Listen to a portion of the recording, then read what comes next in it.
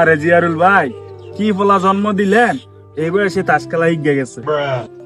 আজকে যদি আপনার ফলাডারে ঠিক মতো পড়ালেখা করাইতেন, তাহলে এই দিন আর দেখতে হইতো না।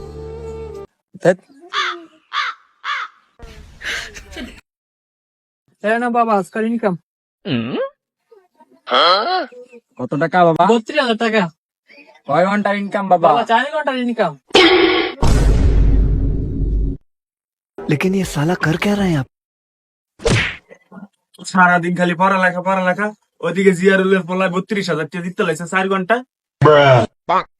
এই ধর, আজ করতে পড়ালেখা বাদ, তাস খেলবি যা যা।